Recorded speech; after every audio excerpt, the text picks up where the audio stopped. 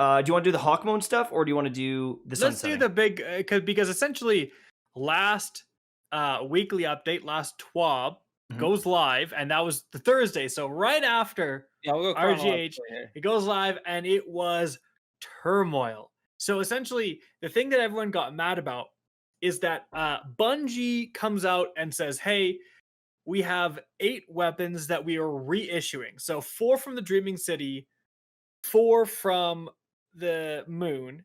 and they are Electrum. getting new perks. So it's not identical. They're getting a new perk pool, and they're going to have perks that are going to be exclusive to dungeons. So if you are playing the Shattered Throne and you get the Waking Vigil hand cannon, you're potentially going to get a roll that you can only get there.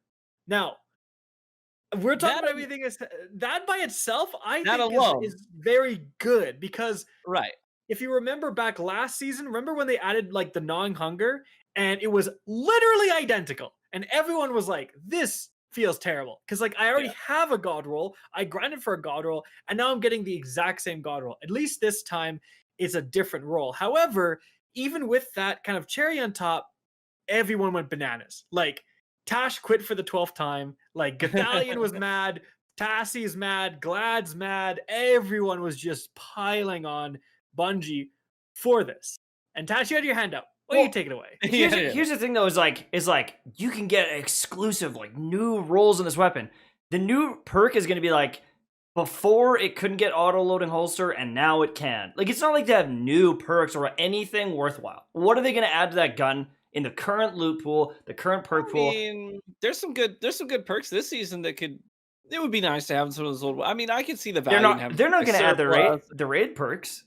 They're not gonna add it in the raid You got perks. Surplus and Wellspring and Thresh and some of those other perks like that. Even from this Killing season. Wind All right. wasn't around when it was That's on right. at last. Killing Yeah. Wind maybe, but the other ones, are they gonna make you want to Can I grind that interrupt gun? super quickly? Some people are saying in chat, my camera is super pixely for some reason from Tash's perspective, and then from my perspective, Tash is super pixely. We don't know why. If any Discord aficionados know why that's happening, let us know. But you can still hear me. You can still kind of see me. It's good enough. So Yeah. that's why. We don't know why. It's just a weird technical thing. Yeah. So yeah, But- we could get some. Yeah, some of these new perks will be nice, but really the be all end all here is that I think the bottom line for everybody is that hey, if you're gonna take guns that were sunset and say okay, all right, you can have them. There's 2 problems here. One problem is that it's a partial loot pool. You know, if you think about the moon weapons that are coming back, you have a rocket launcher. You know, you've got the pulse rifle. But here's the thing: you don't have Loud Lullaby. Now, Loud Lullaby is a 120 archetype hand cannon, and this season is like the one season. You know, who knows? They could get nerfed next season. Right now, this is the first season in Destiny history that low rate of fire hand cannons are meta. So wouldn't it be really cool if, like, you know, that one got brought forward? They didn't. They didn't bring it forward. So, and same thing with Dreaming City loot. One of the things that got left out is the Twilight Oath, which is arguably one of the best guns out of that whole loot pool, and it's left out. So it's partial loot pools. That's problem number 1. And problem number 2 is that they aren't unsunsetting. They aren't removing the level cap on the stuff from those loot pools that you already got. And that, to me, is the frustrating thing about it. Like, I already have a Loud Lullaby I really like, and it's still going to remain sunset. I already have a Retold Tale that I really like. But if I want to bring it forward, I have to go grind the same role. And that's to me, that's the frustration.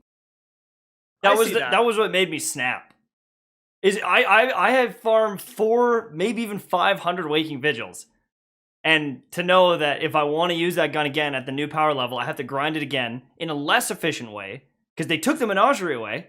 It's just, I don't know what it is. Yeah. I was, in my mind, I was like, all right, I don't care about the loot. Like, they got to do something. Sunsetting must work. And now it's happened. And then they brought back all the guns they took from me. Well, not all of them, but they're reissuing them, and my brain is just like snapped. I was like, I'm done. I don't think I can ever bring myself to play again. It's that rage-inducing, which is crazy. Well, I don't think. I was just gonna say, I don't think it helped. Like, one of the main issues of complaint is like the moon loot especially was viable up to like last season, right? It was Season of the Arrivals. That was when everything got sunset. So the Season of Arrivals light level was 1060, wasn't it? 1060. 1060, and Yeah. then it went up to like 12. But that's not the point. The point is like the moon loot was like still viable. I think just last season or maybe the season before. So like sunsetting just happened. So we just lost these guns, and then they just bring it back, and people are like, dude, like this is so annoying. And but the problem with that is like they should have done this a long time ago. They had to do this because you are selling people Forsaken. You are selling people Shadow Keep.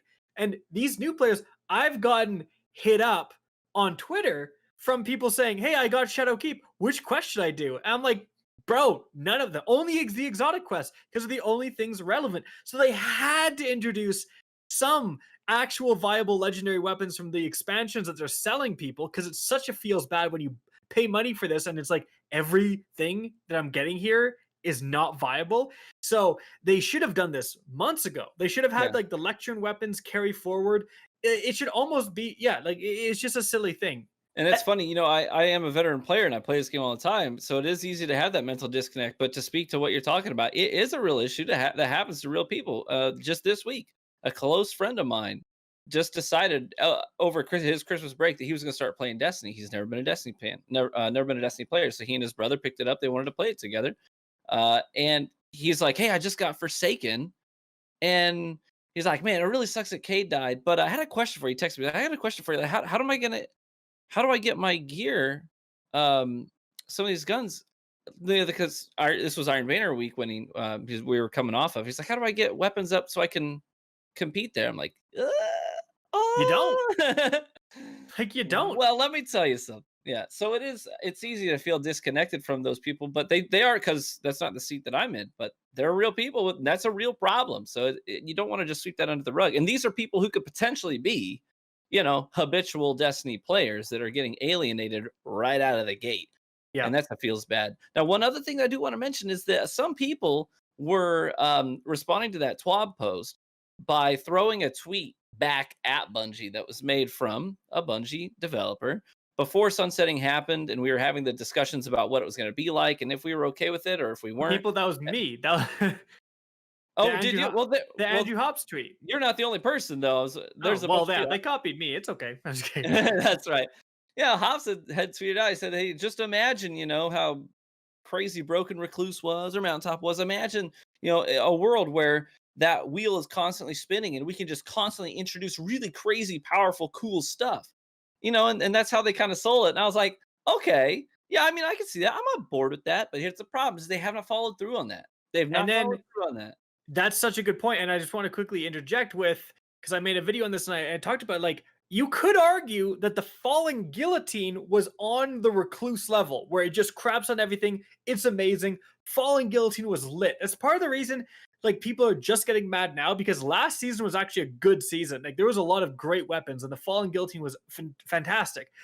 But then they nerfed it this season. And so it's like, what is the point of sunsetting when you're just gonna nerf the best stuff anyways? Like, isn't the entire point to introduce like the Fallen Guillotine and have it be cracked out of its mind and everyone loves it, and it's a sword meta, but that only lasts until the next summer expansion, and then the Fallen Guillotine's done and you can't use it in the Witch Queen? Isn't that the point? So the fact that they nerf it anyways defeats the purpose of sunsetting.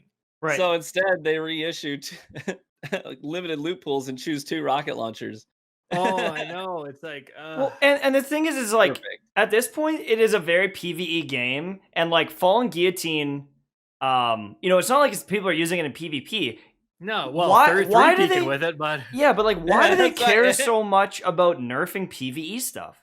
Like, why do they care about nerfing these weapons so bad? Because it breaks the encounters? Well, we can just do that with the Lament now.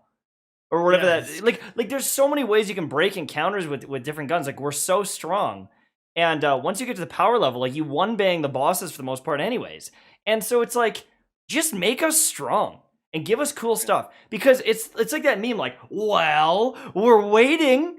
Where's the cool stuff? Oh, you're bringing back Waking Vigil, and it's harder to roll now than it used to be, and it might have auto-loading holster. Oh, yippee, sign me up, Bungie. I'm sorry, but here's the thing. The thing is when they say that tweet is like, yes, that sounds cool. I want all those cool things. And seeing the fallen guillotine or whatever, that is towards it. The new rocket launcher, that's cool. But I feel like what happened is they sunset all of our gear because they wanted to get rid of Recluse and Mountaintop, and now they're reissuing it back. It feels terrible. We don't have the cool stuff to replace it.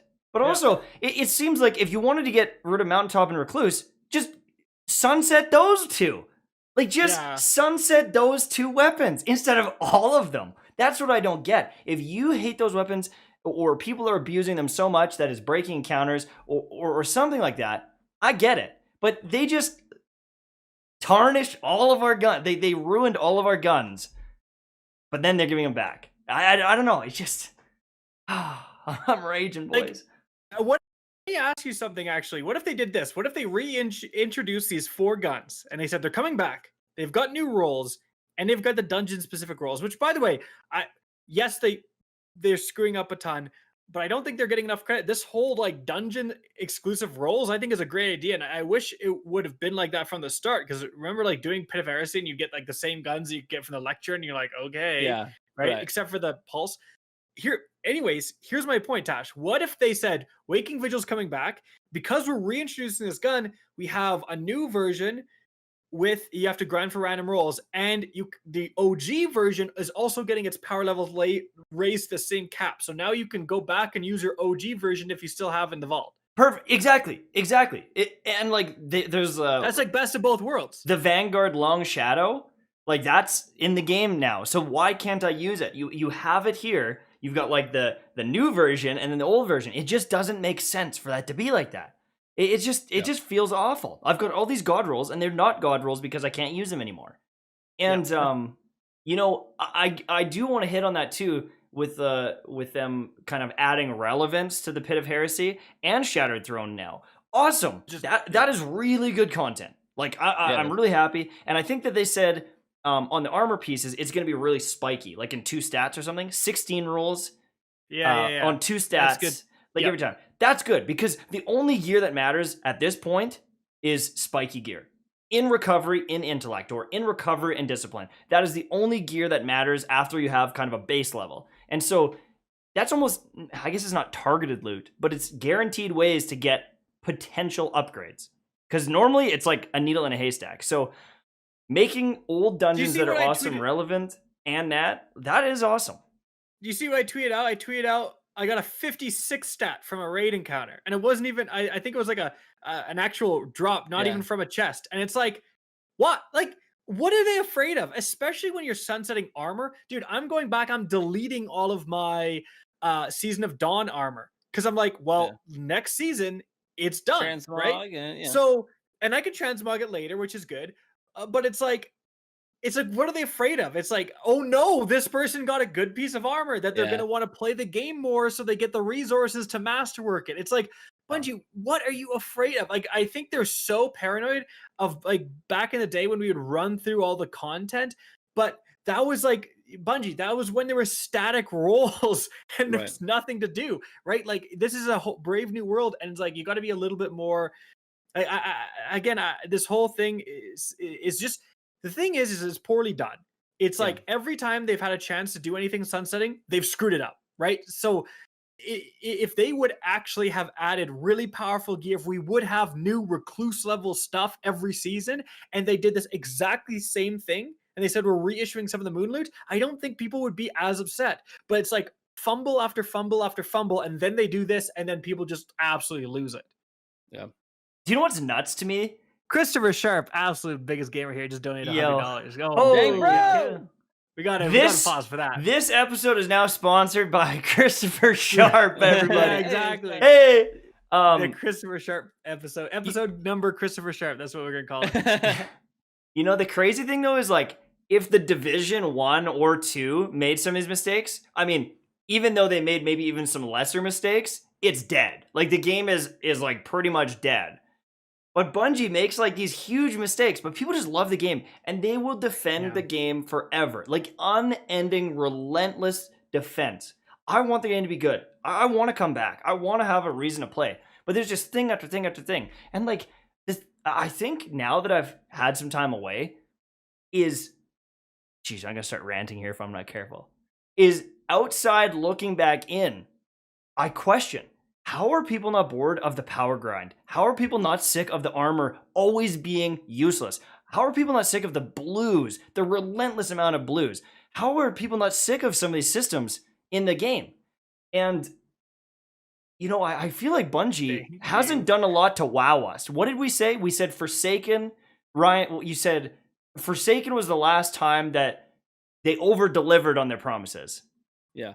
And it feels like right now they're just like, here's a DLC, here's a season, and some are better than others. But I think Season of Opulence was also like one of those seasons where it was like, this is probably the best season we've ever had.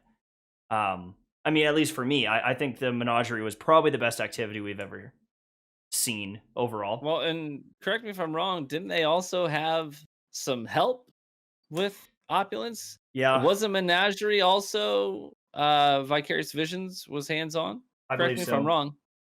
So yeah, I think so. I'm pretty sure or Blue Moon or whatever. Like that was when they were still working with those studios. I'm pretty sure. Yeah. So yeah, since they've been on their own, I don't know that we've seen them over deliver on anything that they're really just downright blew us away. I mean, Shadowkeep wasn't bad. I liked Shadowkeep. I honestly really liked Beyond Light's campaign and Destination. But even after Shadowkeep, like I was talking about, man, and this goes into, I kind of wanted to bring this up earlier, but it's like, what's sunsetting now? Season of Dawn. Go back and look at the Season of Dawn gear, dude. It was cracked.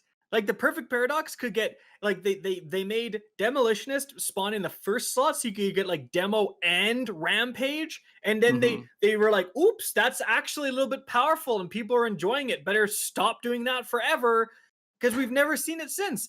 And it's like, so my Perfect Paradox can get Demolitionist and Trench Barrel, so I can go up there and go punch, shoot full auto, and then when I'm out of ammo, throw a grenade at my feet, all 8 rounds back, keep going. Wow, I feel so powerful. I feel like an actual Guardian. Oh, guess what? Never gonna do it again. And that's the sad thing. It's like the Season of Dawn stuff is sunsetting, and we literally don't have as good of replacements. Like nothing is, aside from Warmind stuff, but that's more the mods than the guns itself. Nothing has even come close. And it's really sad. Like we're supposed to be getting more powerful things because of sunsetting, and it's just not happening. Also, huge shout out to J. Lee Williams for $99.99. You told me to get drunk, so yeah. Take a sip of that. I will say this. Let's go, game. There you go. Know what? I got a thing of coffee. Guess what's in here? Not just coffee. You know what I'm saying? Got a little Irish coffee going here. There you go. Woo! There you go. I will say this though, talking about powerful stuff, I do think I was pretty pleased with the way they did the Hawkmoon, the way they brought Hawkmoon back. Yeah, they decided to be innovative. We get random rolls, but it's basically only good perks that you can. I mean, you can argue moving targets kind of meh, but the others it's like, hey, rangefinder, awesome. That's a top tier perk. Oh, sweet, I got surplus. That's a top. Oh, sweet, I got Eye of the Storm. That's an S tier perk. You know what I'm saying? So they brought back random rolls. Well, they introduced random rolls on an exotic, and good perks, and a catalyst, and a mission that's actually pretty dope, I think. I was actually really pleased with it, and I've been having a lot of fun this week. Well, in the right lobbies, I'm having a lot of fun using Hawkmoon right now in lobbies that have a little bit less stasis. It can be a little more gun focused, more gunplay focused. But that's a great way to bring. I was very pleased with the reintroduction of Hawkmoon. I think that if they continue to be innovative, if they consistently wow us with missions and guns and perks that will make us feel powerful and break some rules every now and then maybe they'll start to earn back a little bit of the trust and the goodwill of the community that they've lost. Except for it still has some bugged triumphs. Like if you want to get the triumph for doing it with all Hawkmoons, it even if you do it, it doesn't work. So it's like there's always got to be something.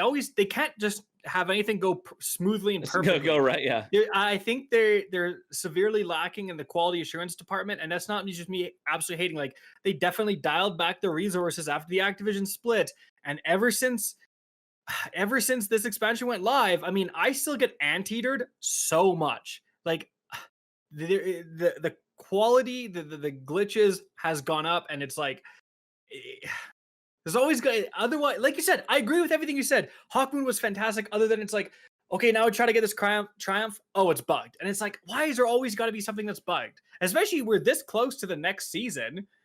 You're almost not even going to get the thing in time. I don't know. Can I tinfoil hat for a minute? I have a little theory. I've heard a rumor. I'll put it on for you. Okay. So Destiny, or sorry, I should say, Bungie is working on a new game, right? Yeah. So thing we know, number one, is Bungie is working on a new game. Number two is Bungie and Riot Games sued the cheat manufacturers. Why would they be? Why? Like, understand grouping together, but Riot just made a competitive shooter, Valorant, right? Mm-hmm. Bungie has some of the best shooting mechanics in the world. I'm wondering if there is some sort of new shooter being created that is a competitive shooter, and they're going so hard after these cheating programs because they don't want to tarnish this new game. Do they have a huge team working on a new game, a new shooter maybe, a competitive shooter?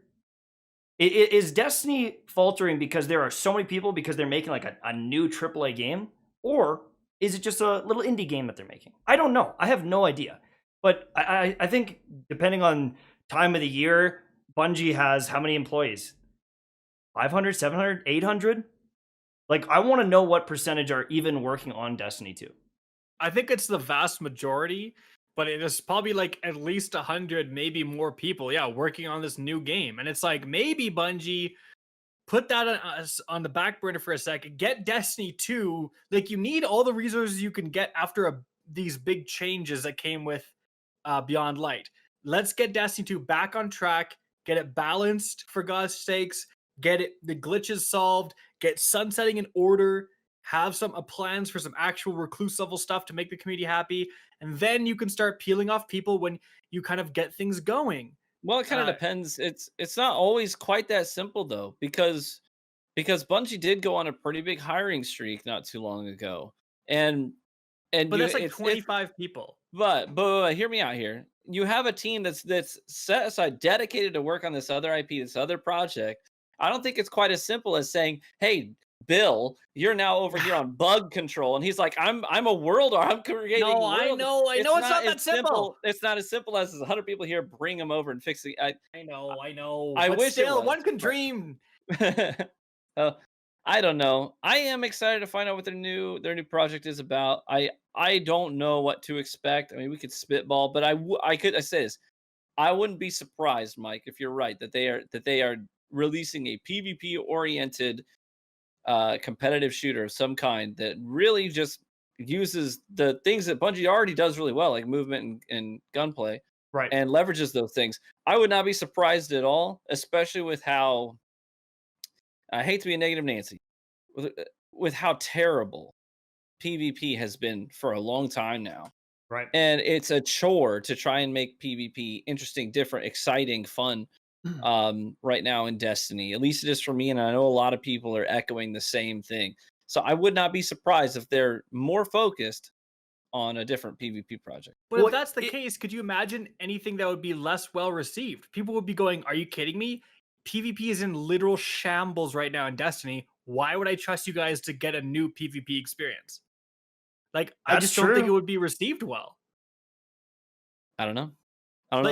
Like people would literally imagine all the videos coming out of like people, like all the hate YouTubers just be like, "Dude, the PvP community hates PvP." And Bungie's trying to make an only PvP game. They can't even do Destiny PvP, right? I don't know. I just feel like if they want to do that, if that's truly happening, and I'm not saying it isn't, I'm saying it could, they're going to have to fix PvP because they have to be going into this new game announcement proving that they can actually handle PvP. That's true. That's true.